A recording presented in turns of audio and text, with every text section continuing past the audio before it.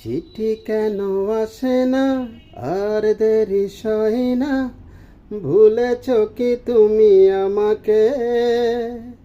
ভুলেছ কি নাম ঠিকানা?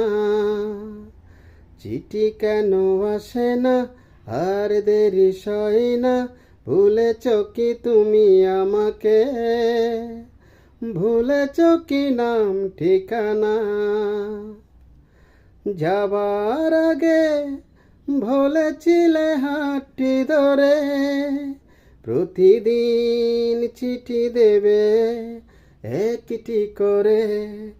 আজ কেন সেই কথা মনে রাখো না?